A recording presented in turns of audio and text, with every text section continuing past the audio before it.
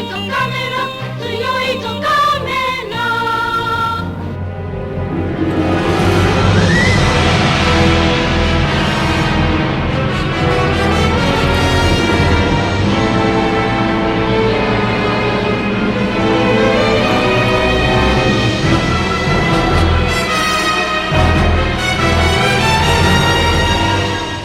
Hello everyone, I am Zazubaar, and welcome to Day 11 of Gamera Palooza. As we discussed when I reviewed the first two Heisei Gamera films and Shizuke Kaneko's Heisei Gamera trilogy, those two movies went a long way to legitimizing the character of Gamera to people who had otherwise made fun of him previously, making him as a character and him as a franchise more serious, more compelling, and more unique in the greater universes of giant monster movies.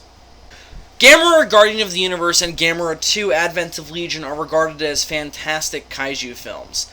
However, the third and final entry in Shizuke Kaneko's Heisei Gamera trilogy, which didn't come out a full 3 years later after the release of Gamera 2 Advent of Legion, reaches a whole new level for some people in terms of placing these movies in the greater universe of giant monster movies.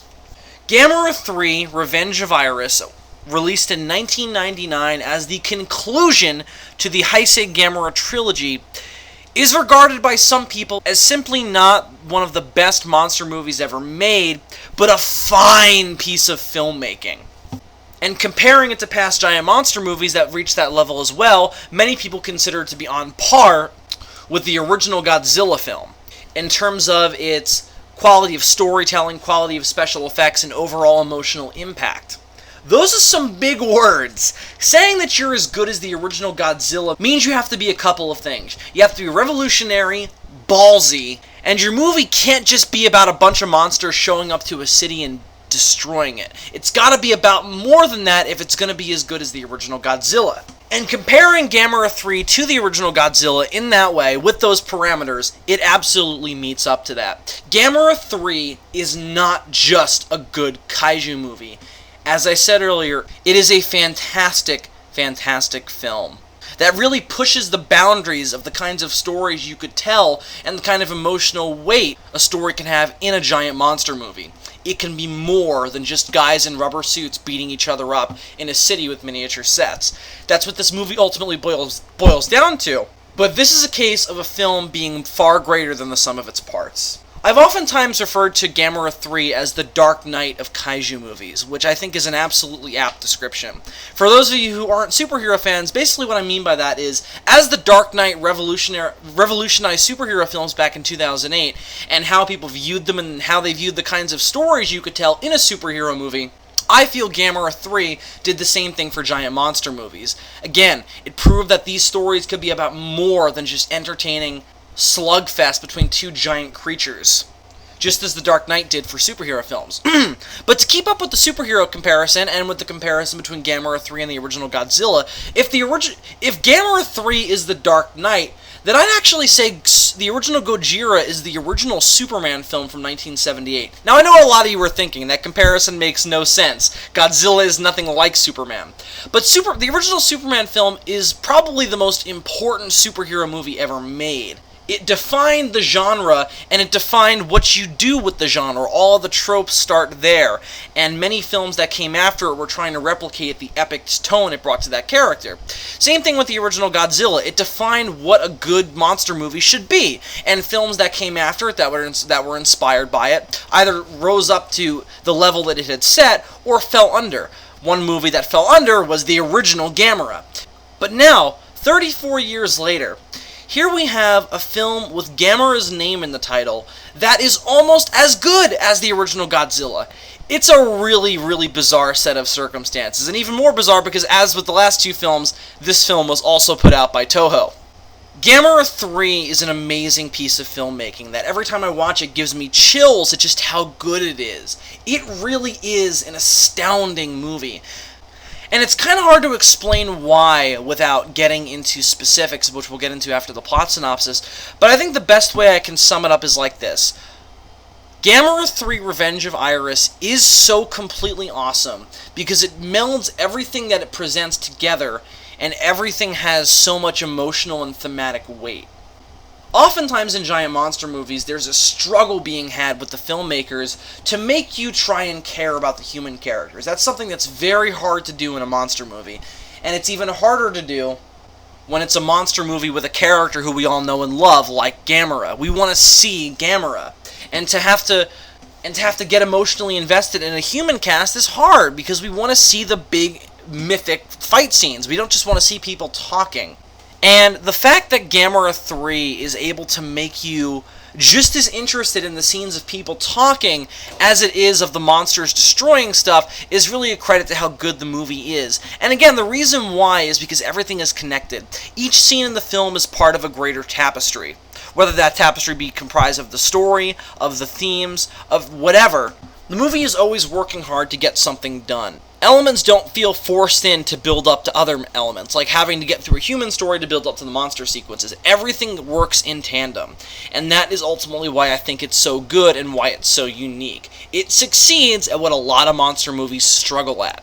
It melds its human story with its monster story so well that they become one story. There aren't separate stories in this film. They're both one long, emotional story. And that, I think, is at the core of what makes this movie so good. And aside from that, this movie is also a visually stunning film, with incredible special effects, incredible cinematography, and an overall visual tone that's just incredible to watch. It's an absolute epic, and really works hard to earn its place in the top echelons of monster filmmaking, and works hard to present itself as a good movie. But we'll get into the specifics after we get into the plot synopsis, which I always like to do. Here is pretty much how Gamera 3 goes down story-wise. I'm not going to get super in-depth with this one because I'm going to get into a lot of depth with my analysis of each of the different elements of the film, character-wise, story-wise, monster-wise. So I'll just break it down simply because a lot happens in this movie, and a lot of it is very specific things. So basically, here's what happens. The global conflict between Gamera and Gyaos has gotten worse in the 4 years since they first appeared, back in 1995. Gyaos have swarmed all over the world, and Gamera is flying around just trying to get rid of them, causing massive amounts of damage as he tries to kill the Gyaos, which we see in a scene where Gamera fights a couple of Gyaos in a district of Tokyo and absolutely destroys the city trying to kill the Gyaos. Prior to this, however, something similar happened back in 1995 during the first fight between Gamera and Gyaos in Tokyo, where we get a flashback where a girl named Ayana is with her family in Tokyo during that first fight. They're trying to evacuate, and Ayana is sitting in the van waiting for her parents to come out of their hotel as they try and get their cat out of the hotel, who won't leave out of fear. But as they're trying to get the cat out, Ayana's parents are crushed as Gamera crashes down into the city and advances on Gyaos. Not intentionally killing Ayana's parents, but still killing them, still being the cause. And ever since then, Ayana has sworn vengeance and hated Gamera to a core, and seems to finally be getting a method of obtaining her vengeance when she comes across a legend in the village that she lives in of a creature called the Ryu Seicho, a demonic destroyer, which Ayana finds out about when she has a bet with a couple of other girls to remove some kind of ancient stone from a cave, and if she removes the stone, the girls will leave her brother alone, which is what she wants. She goes into the cave, removes the stone, and later on realizes that she's woken something up. A strange-looking tentacle creature, which she names Iris, named after her cat that died in the fight between Gamera and Gyaos. Ayana raises the creature, feeding it food and connecting with it via a black version of the kama-shaped totem that Asagi was wearing in the first two films, which connects her to Iris the same way it connected Asagi to Gamera. And Ayana transfers her hatred of Gamera to Iris, who she learns also hates Gamera because apparently Gamera wiped out all of Iris's family. A subtle but obvious hint that Iris is somehow connected to the Gyaos, perhaps a mutated species, as Miss Nagamine suggests later on in the film when she is analyzing a DNA sample of Iris. Speaking of Miss Nagamine, she's running all over the world trying to get a grasp on the Gauss situation and studying the mutations that are going on in their species. They're evolving at an alarming rate, making it difficult to kill them, but also making them a more dangerous enemy because they're sleeker, faster, more agile, and more dangerous, and it's getting harder for Gamera to take them down. At the same time, the Japan Self-Defense Force decides to initiate a hunt and kill order for Gamera because after the attack committed by Gamera in Shibuya, the city of the city districts inside of Tokyo. And while Gamera is trying to fight the Gauss, he's also being pursued by the military. Iris is growing and getting bigger and stronger as Ayana continues to feed him and continues to bond with him. Coalescing in a really awkward scene, given that this is a Japanese movie, where Iris and Ayana embrace. Iris wraps his tentacles around Ayana and absorbs Ayana, creating a cocoon around her, as we learn later, attempting to bond with her completely, so that way it'll be able to evolve quicker. Meanwhile, one of Ayana's friends, Maribe, who is also the guardian of the Ryu Seicho, which is his family's ancient legacy, is worried about her because she hasn't come home and decides to go looking for her. He breaks into the cave and discovers the cocoon created by Iris around Ayana and cuts her out, saving her and bringing her back home and calling an ambulance, where she's taken to a hospital in Tokyo. Following this, there is an investigation by Miss Nagamine, who brings along a familiar face to help her out. Inspector Osako, who was living as a homeless person in Tokyo when Gamera and Gauss attacked, and because he can't seem to escape these giant monsters, is convinced by Nagamine to join her team and help fight the Gauss and try and figure out what's going on, since he has experience with them. They go to the village where Ayana lived and discover everybody in the village is dead, having the life force drained from them, which we know is caused by Iris, because earlier in the movie we saw Iris do the same thing to some animals in the woods. After feeding on all the people, Iris has grown to a gigantic size, reaching Gamera levels of big, and then starts to have confrontations with the military. Meanwhile, we learn that Ayana was kidnapped from her hospital by an eccentric game designer who has been intervening a lot in the meetings of the Japanese Self-Defense Force about Gamera and Gauss, with his female assistant. His name is Kurosaka, and the female assistant's name is Asakura, who is a psychic. Kurosaka developed a video game that is able to measure the mana of the Earth, mana being the Earth's life force, and is convinced that a great cataclysm is coming, which he is reaffirmed by with Asakura's psychic abilities, and is convinced that Gamera is going to be the bringer of doom, the bringer of the end of the world, which he knows because Gamera has disconnected all of his ties to humanity, disconnecting his communication with Asagi in the last movie when her kama-shaped totem blew up in her hand, also explaining why Gamera has been more destructive recently. Kurosaka and Asakura believe that Ayana might have the key to stopping Gamera because she has the connection to Iris. Iris being the opposing side of Gamera in an ancient prophecy about Guardians of the South, and fighting an enemy of the South. Iris supposedly being that guardian while Gamera is the enemy. However, this prophecy turns out to be wrong, because Ayana's connection to Iris is not exactly what Asakura or Kurosaka believes it is. Iris simply wants to bond with Ayana because of her hate for Gamera, and will get stronger based on that hatred, and want to complete the bonding by chasing after her, so it goes to Kyoto, where Ayana is with Nagamine, Asagi, Kurosaka, and Asakura. Iris attacks Kyoto, and attracts the attention of Gamera, who is still being attacked by the military.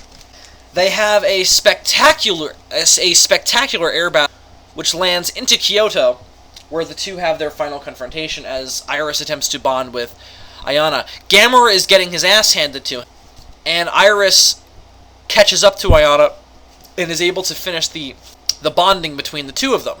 And it is at this moment that Ayana realizes the error of her ways, initially prompting Iris to destroy the city and kill Gamera out of vengeance, but then seeing the faces of all the people that are dying because of this, mainly her family who died in the small village that Iris fed on to get to this size. She realizes the error of her ways, and is saved by Gamera, who rips his hand into Iris's body and pulls out Ayana. but not without blowing off his own arm first. Gamera then forms a fire fist of some kind and punches Iris right in the fucking face and blows Iris up, destroying him. Gamera is victorious and puts Ayana down, her being revived by Nagamine, who gives her CPR. Ayana wakes up and immediately questions why Gamera saved her, and Gamera just stares at her because, Gamera can't talk. But, of course, doesn't need to give an answer, as after the battle with Iris, a whole legion of Gyaos, get it, guys? I combined the two enemies. Anyway, a whole bunch of Gyaos are approaching Japan for a full-scale invasion, converging on the country, and of course the only one who'd be able to stop it is Gamera. So even having his arm blown off and being exhausted after the fight with Iris, Gamera walks to the center of the flaming city of Kyoto and takes off, ready to confront the Gyaos and fight for the future. If Gamera Guardian of the Universe is the best kaiju movie reboot ever made, then Iris might just be the best kaiju movie sequel. It makes such good use and continuity of the previous two films, particularly the events of Gamera Guardian of the Universe, to weave its story, and turns it into a really, really interesting story. All the stuff with Ayana wanting revenge on Gamera is really, really good stuff. You just don't see that kind of thought put into kaiju movie sequels, particularly in a Gamera movie where in the previous series, basically they would just throw a new monster into it and have Gamera fight it, and that would be as much thought as they would put into the story. The Heisei series, particularly this film, is a lot smarter than that. It knows to use the events of the previous film to craft a more interesting story and to craft a really unique story. Because if you just keep throwing new monsters into the same formula over and over again, it's going to get dull, and it got pretty dull in the Showa series. And even though Advent of Legion was an enjoyable film, I think it got a little flat in that movie as well, because again, it didn't feel like it had to be a sequel to Gamera Guardian of the Universe. It could have been anything. Gamera 3 requires the continuity of both Guardian and Legion to tell its story, but doesn't just regurgitate the same ideas of Guardian and Legion. It makes them more complex and brings about more emotional weight because of the events of Guardian and Legion. Guardian is a brilliant setup film, and a setup for a really interesting universe. We know that there are more Gyaos out there, and that Gamera will come again to stop them. So let's see what happens in a world where that's the case. Gamera fights the Gyaos, causes a lot of destruction, and humanity reacts. And we just tell a story about those consequences. That is how you craft an interesting monster story, and it's absolutely the case here. I'm a really big fan of monster movies that pack a lot of interesting ideas into their story, and are never really flat with a boring human story that doesn't connect back to the monsters building up to the monster's reveal. I'm a big fan of Godzilla vs. Biollante for that reason. Yes, there's human drama in that movie, but it's all because of the monsters, and the film is just packed with so many interesting ideas that you can't help but love it. I feel the same way about this film, but even more so. I think its ideas are even better, and also just come at such a quicker pace, and the film is just... every single scene has a moment of gold in it, whether it be an exchange between some of the characters, whether it be some concept carried over from the previous films, or whether it be an action scene with Gamera. This is also how you get away with doing a monster movie that doesn't give the title monster a lot of screen time. Gamera really only has two major scenes in this movie: his battle with Gyaos and his battle with Iris. That's about it. He doesn't get a ton of screen time, but you really don't even notice. I didn't even notice Gamera didn't get that much screen time until I was doing research, and you realize how little screen time he actually has. But you don't care, because the entire movie is about him. It's about the world's reaction to him and about the world's reaction to his battle with Gyaos. He's mentioned in almost every single scene, and even if he's not mentioned, he's important. Because all the stuff that happens with Ayana is all because of what happened with her and Gamera in the first movie, making it a really competent monster story. I absolutely love it when that happens. And that is part of why this is one of the best monster movies ever made, because it's potentially the best at handling that. There's a lot of really fun, dark, and interesting ideas bubbling under the surface of this film. I'll get into a couple of them as I begin my analysis. Probably the biggest idea, the biggest driving force of the film, is the question of, even if Gamera saves the world from the Gyaos overrunning it, we still have to face the fact that he causes a lot of destruction. His fireballs blow up city blocks, and millions of people die when he fights the Gyaos in a major metropolitan area. Sure, he's not doing it on purpose, it's all collateral damage, but it doesn't change the fact that people are dying, and that if we ignore that, then we're potentially digging ourselves into a very deep hole. you can't necessarily trust something that you can't control, which is a really interesting idea, and again, a really good continuation of the ideas set up in Guardian. But this idea of collateral damage by Gamera is the biggest idea in the film, and it's explored in the best, most comprehensive and interesting way. Because it's the driving force behind both the human story and the monster story. Everybody's afraid of what Gamera might do. Kurosaka, Asakura, even Nagamine and Asagi, who both trust Gamera, but even then, they still have to deal with the damage that he's caused and all the problems that he's causing. But obviously the biggest example of this is Ayana's story. While everybody else is debating whether or not Gamera is trustworthy, she already has her answer, and her answer is hell no. And we get to see this shown in a really interesting way. She doesn't feel the need to debate it with anybody. She just has this feeling, and we completely understand why. Opening with that flashback is a really good move, and doing it in the setting of a nightmare is even cooler, because we get to see it through Ayana's eyes, which makes us sympathize with her more. She could have come off as the movie's villain, but as it stands, she's more of the protagonist. Yes, she hates the title monster, and we of course sympathize with Gamera, but it's a complex issue. See it through her perspective, as the flashback suggests. Here is this young kid whose parents are going up to save an animal that she loves. Her parents are made very sympathetic, very likable, and then all of a sudden, here's this big monster that just comes charging through the building, murdering both of her parents, who wanted no part of this conflict, and as she sees it, shouldn't have even been in the city except for the fact that she had to have her appendix removed. It's also really important that she blames herself for this event, not just Gamera, though Gamera is the external representation of her own blame. And what's the icing on the cake for this is that we don't just see Gamera from the first movie blow through the building. No, we get to see how Ayana views Gamera, this evil-looking, dark, horrible monster, where we get to see what fans refer to as the Nightmare Gamera, which is pretty much just the original Gamera suit from 1965. Not the exact same suit, obviously it didn't last that long, but it's actually a really similar design to the original Gamera suit, which is kind of cool, and a really good reference. It's a really great place to start a giant monster story. Start it with the event of a previous film, and then explore a human character and how that human character connects to the monsters over the course of the story. The introduction of Iris in this way is also genius. And connecting Iris and Ayana's motivations is also very, very good. Both of them having their families taken away from them by Gamera, which is, again, is just an amazing connection. And also, it's one of the best setups for a monster fight movie ever, because oftentimes in giant monster movies, the monsters don't have personal reasons for fighting each other. Often it's just a matter of circumstance. For instance, in King Kong vs. Godzilla, those monsters don't fight because they hate each other on a personal level. Godzilla didn't kill Kong's parents in an alley. No, they're two big monsters who just happen to be in a similar area, and because they're both big monsters, they fight. That's it. This movie is a lot smarter than that, and is a lot more creative in having the monsters fight, no matter how much I love King Kong vs. Godzilla. Iris fucking hates Gamera, and is feeding off of Ayana's hatred, who hates Gamera even more than Iris does, which makes it almost impossible for Gamera to be able to defeat Iris until Ayana severs the connection with Iris, and Iris is no longer fueled by Ayana's hatred. It's one of the best monster fight stories I've ever seen. Potentially the best. I just love that personal connection. The other idea I really like in this movie is that I love the idea of opening with a big global conflict. Just carry over the story from the first two movies into the next one. Which in a way kind of makes this a better sequel to Gamera Guardian of the Universe than Gamera 2 was, because it feels more directly continued after that film. The Gals are swarming all over the world, and Gamera is fighting them, and let's just deal with those consequences.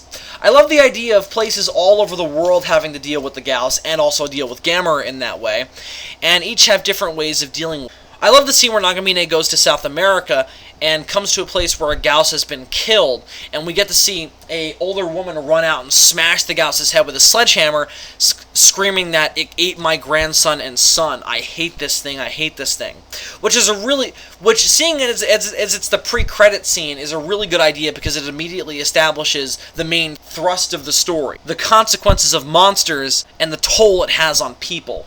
Nagamine is an objective scientist in this matter. She has no real animosity towards the Gals except for, they're a problem to the world that she lives in. She has no personal hatred for them. But this woman has had her family taken away from them by the Gals. And while Nagamine doesn't have that kind of connection, she does understand. And I think she feels the same way with Ayana. The global conflict also goes a long way to making the film feel more epic, because it feels like the struggle is worldwide. It's not just a small area like so many monster movies feel when they're almost entirely set in Japan. It just feels like Japan is the center of all this and nothing else is going on in the rest of the world. Which actually would make more sense in this movie given the explanation about the mana, but the movie goes out of its way to make the Gals a global problem and make kind of Gamera a global problem. It leads to a very, very effective tone of, it feels like we're on the verge of apocalypse, and Kurosaka's talk about a great disaster coming helps in that a lot as well. We feel like something big is about to happen. It's a really, really fantastic backdrop for the story. All the monsters are very well placed and well used. Again, it's all about their consequence. The Gals woke up, they woke up Gamera, now we're dealing with those consequences, one of those consequences being Iris, Ayana, all that story. It's all fantastic.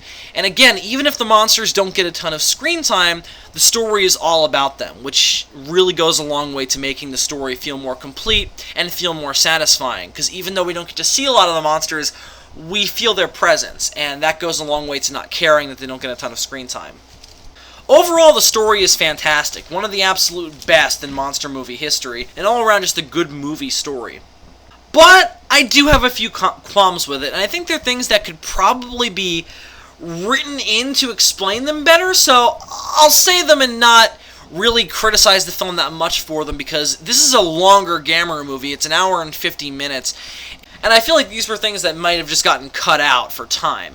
So here are a couple of things that I don't particularly love in the story. The first one isn't a time thing. It's just a matter of it couldn't be any other way. And I didn't even think about it until I was writing this review. The fact that Ayana is living in a village so close to the tomb of a creature that also happens to hate Gamera, and she can use to get revenge on Gamera, is very, very convenient and not explained at all. She just happens to have family in that village, and there just happens to be this legend of the Ryu Seicho. So she's able to use it to get revenge on Gamera. It's a bit awkward. You couldn't really do it any other way. The only way I could possibly think of, and actually this would work well in the story, is if you had her hear of the legend and want to wake up Iris on purpose to help her get revenge on Gamera, but that would be adding a whole other level to the story, though it would make sense given how who I think is supposed to be her cousin is an archaeology major and knows all about the legend of the Ryu Seicho. So, it would make sense, but it would overcomplicate the plot for sure. As it stands, it's something that you don't even notice unless you think about it afterwards, and it's very easy to forgive. The next two things, however, are a little bit more problematic because it's in the context of the story itself. This movie is way more of a mythic fantasy than Gamera Guardian of the Universe was, and especially more than Legion was. It really doesn't have much sci-fi elements. It's all very, very fantastic with all the talk about mythology and Chinese heavens and earth spirits and mana. It's much more of a fantasy than the first two films, which is fine and leads to a lot of interesting ideas. But it also leads to a really convoluted mythology. Somewhat how the life cycle of the Legion and Gamera 2 was convoluted, the mythology of Iris and of Gamera is really, really convoluted in this movie. We don't just get one scene to explain it. It's sprinkled throughout the movie, and you kind of have to piece it together yourself, and I don't think I even fully understand it at this point, and I've seen this movie a lot. It's very hard to digest, and it's not that it isn't believable. I mean, it's a little bit hard to separate the fantasy from the reality at some points. But that's not the issue here. The issue is, I just can't tell what everything's supposed to be. So we get all these all of these different explanations for, the Chinese set the heavens into 28 houses and all these different quadrants, and it's like, what the fuck, man?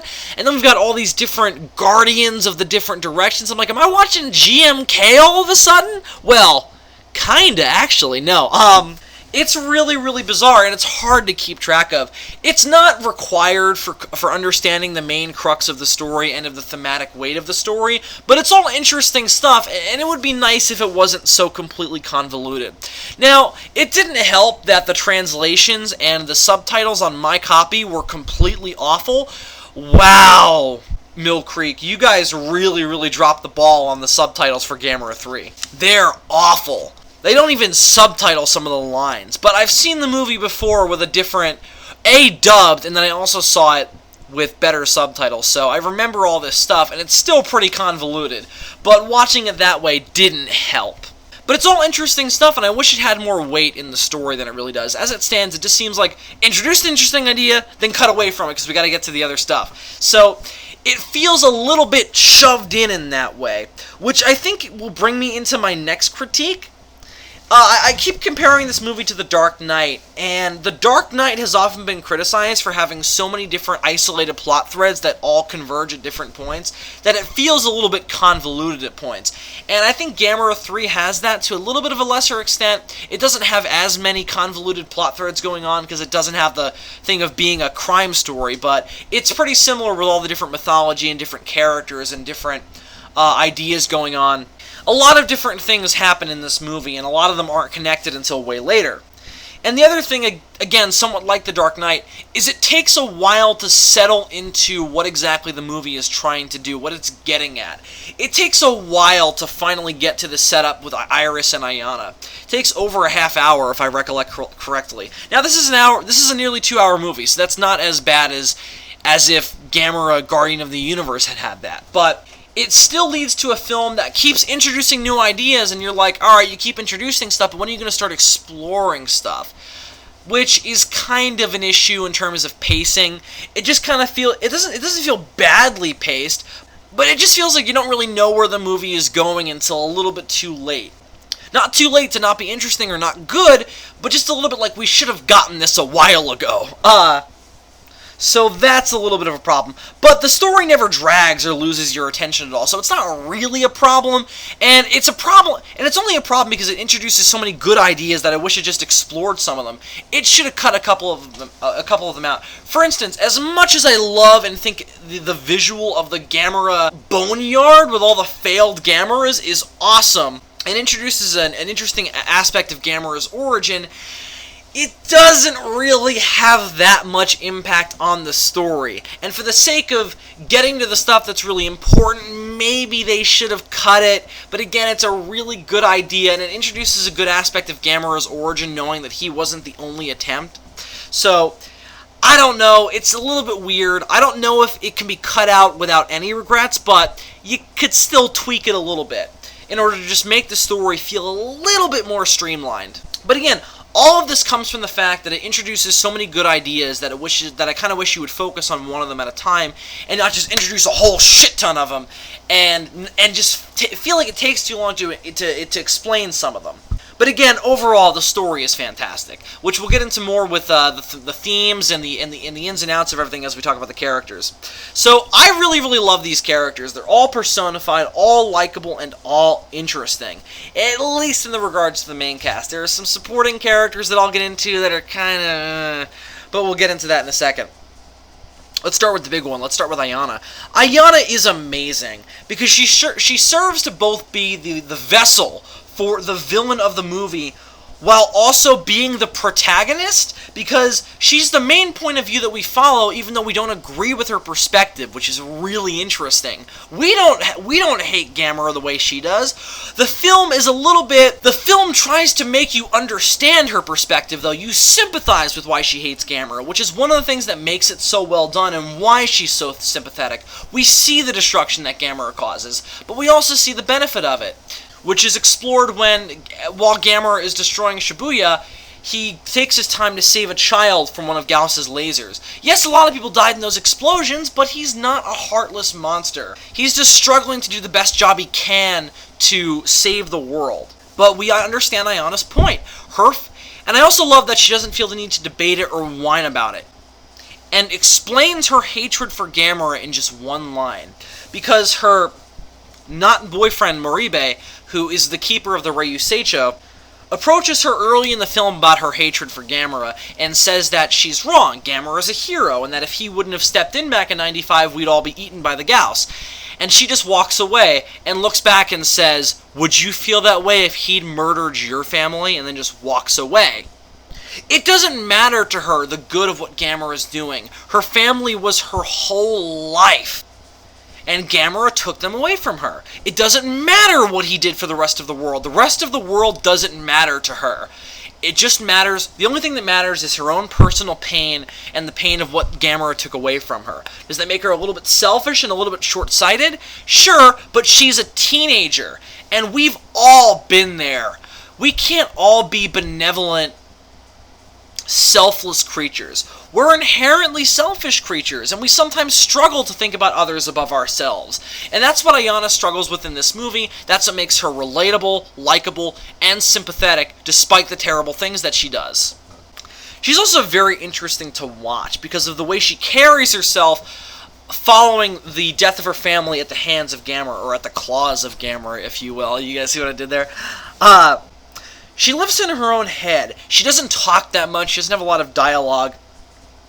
And the actress is doing a good job of giving us a lot of information about her feelings just through her facial expressions. She always looks angry. She seems to think that the rest of the world hates her, and that she hates the rest of the world because of how they view Gamera and how they view her. She's this weirdo girl who comes from Tokyo who had her parents murdered by giant monsters.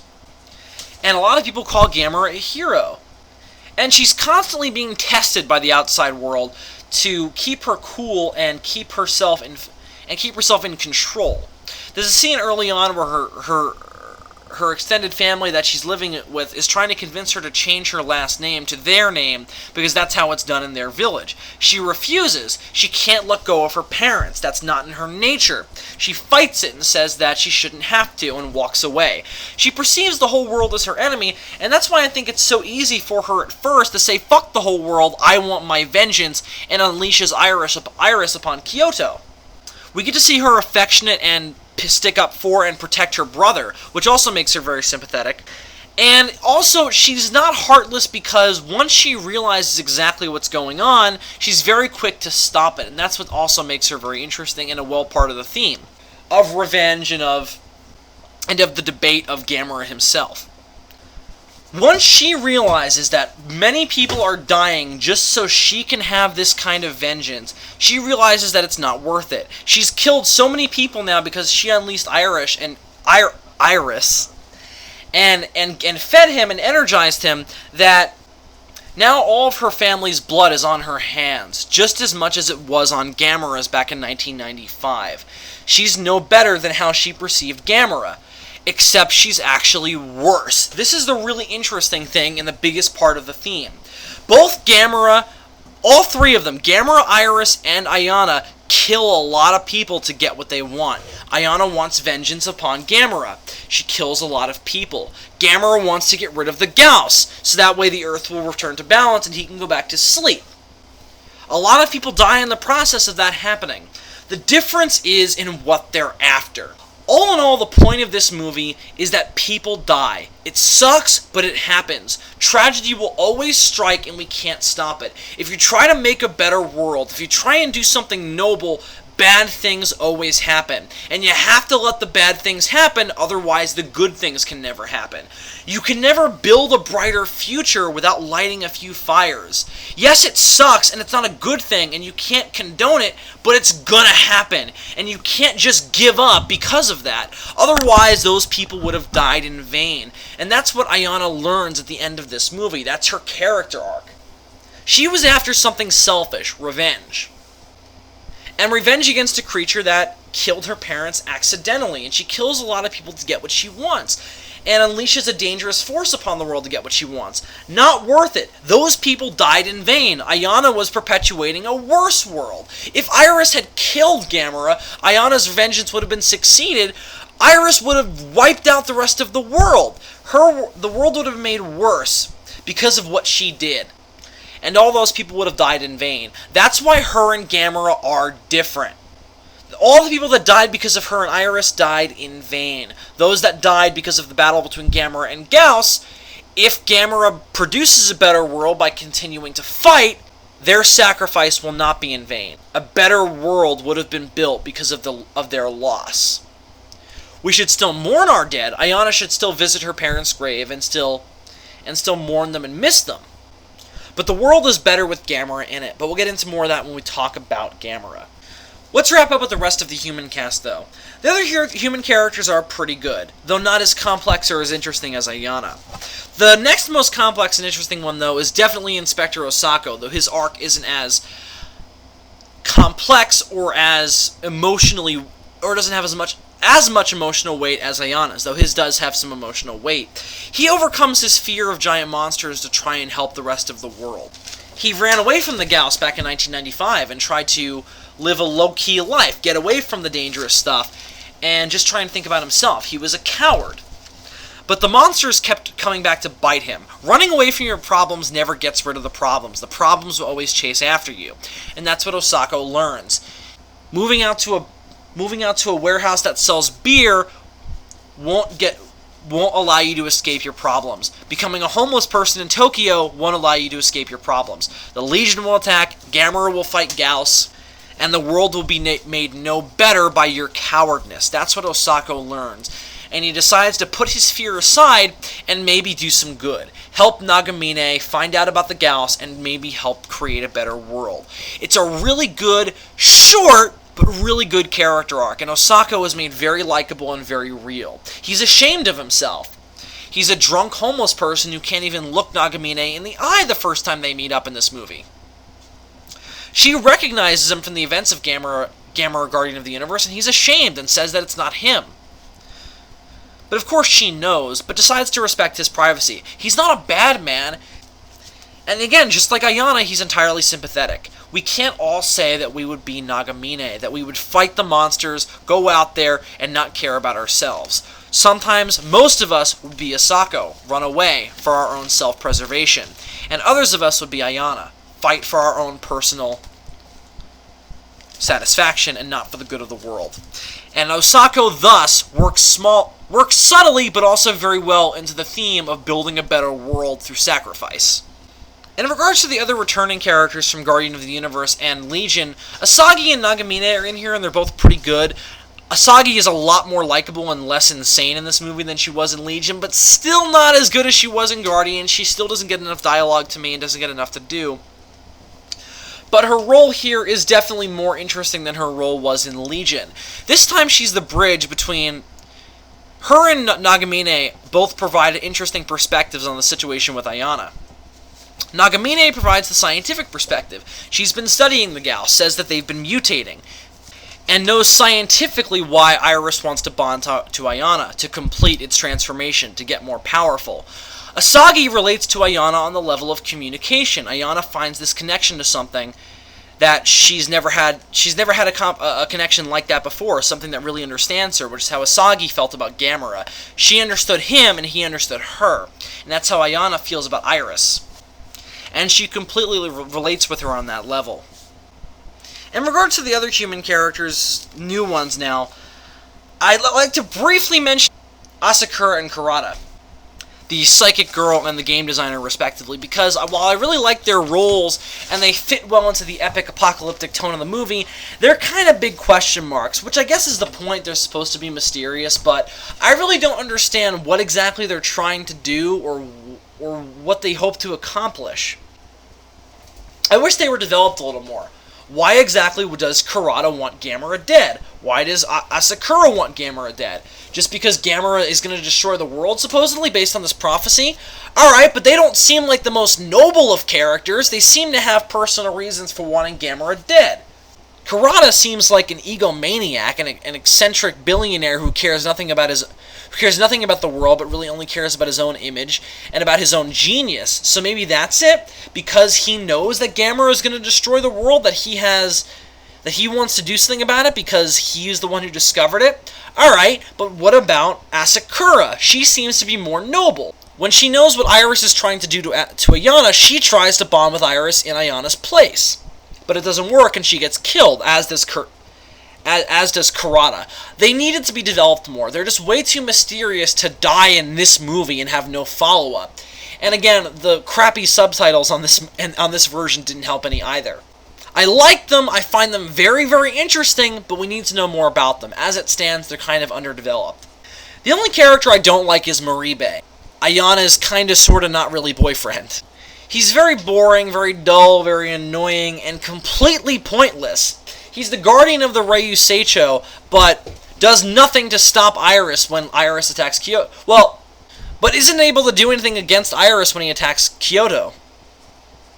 Yes, he brings the knife that is apparently supposed to vanquish the Ryu Seicho, but it doesn't do anything again, he just gets knocked out of the way by Iris. His real only point is that way he'll get injured, and it will begin to wake Ayana up. She liked this guy. And now Iris is knocking him, trying to kill him, just because Iris wants Ayana. It's all selfish, and Ayana starts to realize the error of her ways then. But it didn't have to be Maribe. And as it stands, I just don't like him.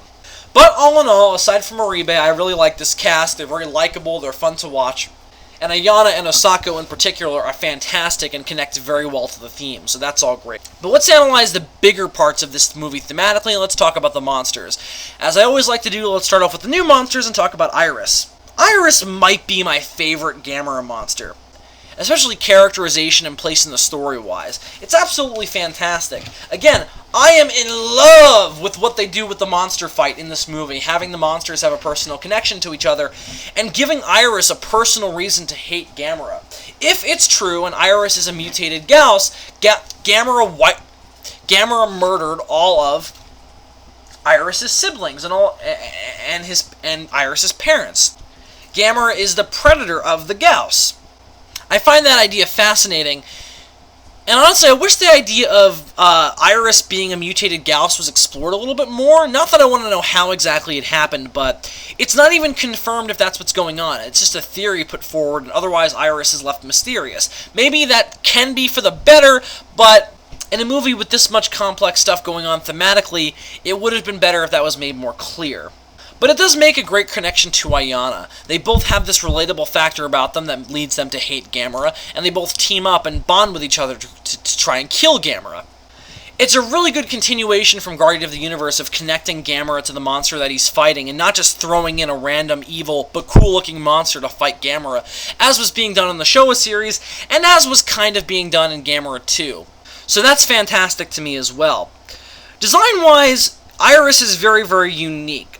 Iris looks more like a giant demon angel-looking thing than he does an animal comparative to the natural world. My only real issue with Iris design-wise, it's not even really an issue as much as a thing I wish they would have done to help out in explaining his origins. Since again, there's a mention of him being a mutated Gauss and coming from the same stock as a Gauss, so therefore I wish they would have incorporated little hints to that in his design if the story isn't going to outright say that that's what Iris is.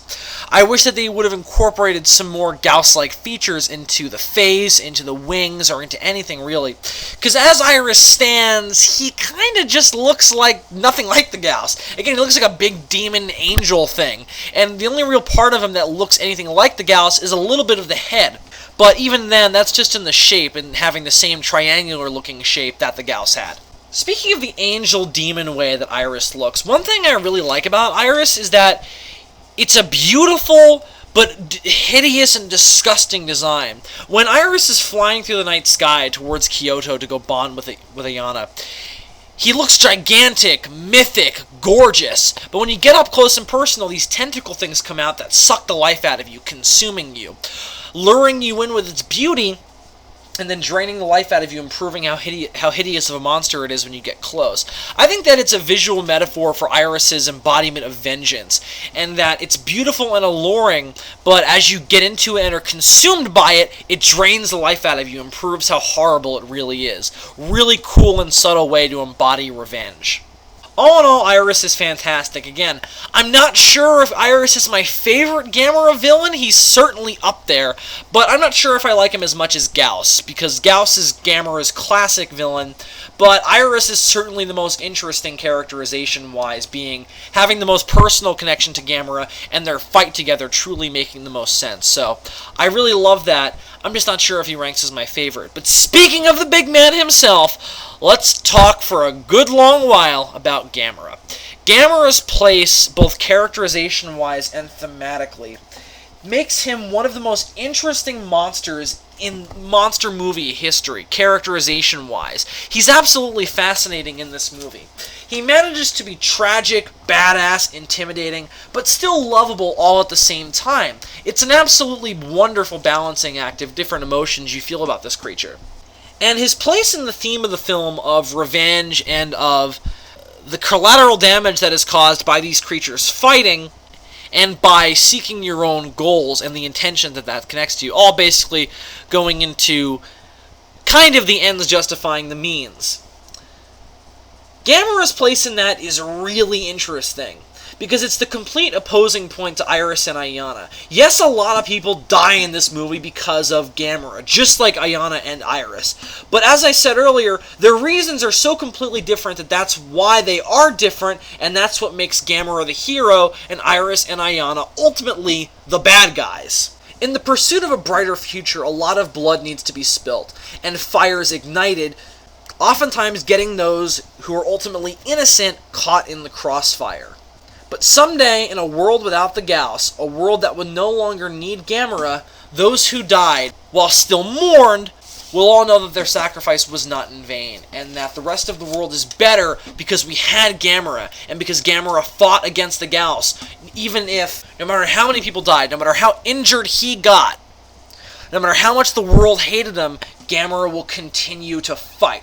Not because that's what he wants to do, or because he doesn't mourn the destruction that he causes, but because he has to.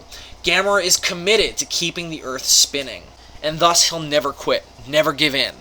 He'll always keep fighting. He is the absolute guardian of the universe. That's the whole purpose of that ending, of Gamera walking away into the battle with the Gauss despite having his arm blown off, and walking in this sea of fire that his battle with Iris created. And the line by Nagamine and Asagi that even if he's alone, he'll always keep fighting. But Gamera isn't alone. He has us. Gamera has devoted himself to protecting the Earth. And no matter what happens, he will always keep on doing that. And that makes him really endearing as a hero and really interesting as a titular monster. What I also like is that the film doesn't even condone the deaths of all those people. It's part of the complexity. Their death is still wrong, and it still sucks. But Gamera keeps on fighting because he knows that if he gives up, their deaths will be in vain. His continued fighting past their deaths, still working towards that better world without the Gauss, to a healthy, peaceful planet, is what makes their deaths tolerable to him. And what makes their deaths different than the deaths of Ayana's family when she awakens Iris. Again, that's what makes Gamera the good guy and them the bad guy. Though there are certainly more complexities to that than just good guy and bad guy. This movie also makes quite a few additions to Gamera's origin, and most of them are welcome because they help in enhancing this characterization of Gamera. What we learn this time from Kurata is that the reason why all those corpses were at the bottom of the ocean, all those Gamera bodies, is because the Atlanteans were trying to craft the perfect Gamera specimen. They were trying to create the perfect vessel for the Earth Spirit, which is ultimately what Gamera is. The body of Gamera is just a vessel for the spirit of the Earth itself. Gamera is endowed with that. That's why Gamera is able to feed on mana, the life force of the Earth, which he feeds upon at the end of Gamera 2 to kill the Legion. And I love the concept of mana because it's so interesting. Because it's the thing that keeps the world going around, but we also learn that the reason why all these monsters focus their efforts on Japan, at least in the Gamera series, though the wider joke here wasn't lost on me, is because Japan is the center point of this mana, and all these monsters are attracted to it. That's why it's the Gauss's main point of attack, why it's where Gamera comes from, and why the Legion attacked Japan back in Gamera 2. It's really, really interesting. But Gamera containing the Earth Spirit is really interesting as well because it's a good explanation for why he fights so hard. He literally is the spirit of the Earth, and Gamera giving up the fight is the Earth giving up the fight. As long as the Earth continues to spin, Gamera will always continue to battle for it to continue to spin. It's very, very cool and very, very interesting, and it adds a whole other level to Gamera's character. The other really interesting idea in this movie that actually was seeded in Gamera 2 that I wasn't sure if they continue with, but they do, is the line by Hanami at the end of Gamera 2 where she says that Gamera might turn against us one day if we continue to destroy the Earth. That's not necessarily what's happening here, but it's pretty much the beginning of that, with Gamera cutting all of his ties to humanity. That's why at the end of Gamera 2, Asagi's bead exploded. Because Gamera doesn't want to have any connections to humanity anymore because he thinks it makes him weak, and because he doesn't like what humans are doing to the Earth. He wants to focus on protecting the Earth. He's kind of giving up on humanity in that way. That's why he doesn't care so much. Or it's not that he doesn't care, but that's why so much destruction happens in this movie. Again, he's devoting himself to the ideal of protecting the wider planet. And we also learn that that's Gamera's weakness. Gamera cares about humanity. Humans are what created him, and his connection to Asagi is the embodiment of that. The reason why Gamera showed up in Sendai to protect the helicopters and almost died was because he has this weak spot for humans and for Asagi. That's what Kurata says is Gamera's weakness, because Gamera really should have looked out for himself in that situation and killed Legion, not worrying about the helicopter. And he almost died there, and the Earth probably would have fallen because Gamera's feelings got in the way. That's really, really interesting, and it makes his disconnection from humans here believable and gives it a lot of weight. It isn't just because it makes him a better fighter. It also makes him, but it's also because it hurts him emotionally. Because he has to continue, because he loves these people, and he doesn't want to hurt them. But he still has to do his job. It's tragic, it's likable, it's sympathetic, and I love it. I also love how the friend to all children thing plays in here. Gamera has a soft spot for children. That's why he saves that kid in Shibuya when he's fighting the Gauss. All those people die, but if Gamera can help that kid not dying, he's gonna stick out his neck for the kid. Again, Gamera only seems to stick out his neck for children specifically. He has a soft spot for them. They're completely innocent. They have the power to make a better world. And though Gamera's cut his ties to humanity and is now just solely fighting for the good of the planet, he still can't help but feel that way. Maybe because Gamera is the optimist, just maybe, if he saves this one kid, that kid will go on to make a better world. And fittingly, that child remembers it. Gamera saved me, he said to his mother. Gamera saved me. All those people died, but I'm still alive because Gamera saved me. That must mean something. That means I have to make a better world. A world that won't need Gamera. Gamera's design, while I kind of, not crapped on it, but criticized it a bit in my first review of the Heisei trilogy, is very, very fitting for this characterization. Gamera looks far more fierce, aggressive, destructive in this movie than he ever has before, and ever will, with only there being one more film in the franchise. But it's Gamera's most drastic redesign. He looks far more like a destructive force of nature in this movie than he ever has before. He's awesome, he's awe-inspiring, he's a monster. And again, it makes sense with this characterization because this Gamera has cut his ties to humanity, so it makes more sense that he looks less emotional. The lack of the big eyes, while I miss them, it makes sense. He's not about connecting with people anymore. He's burying his feelings for the good of the planet. I find that interesting, I find that tragic, and I think it works with the design. Though I still feel it looks a little bit too demonic, but it is a really cool looking design. And again, it fits with the theme, so I can hardly complain. So with all of that said about the G-Man, let's get into the special effects of the film and the monster fights. Let's actually start off with the monster fights, because that'll only take a couple minutes for me to just say this. While I love the ideas going on behind the monster fights, they're not the greatest monster fights ever, unfortunately. They're not as dynamic or as visually interesting as they were in Guardian of the Universe, though the special effects are... whoa. This is the best suitimation ever, bar none. Even regardless of what the Godzilla series would do in the upcoming Millennium series following the release of Gamera 3. Even movies like Godzilla Final Wars don't look as good as this movie. Sure, the CG is a little better, but the suitimation itself is impeccable. You cannot tell me that those look like guys in suits. Those are gigantic, real, feeling creatures. Well, except for one scene.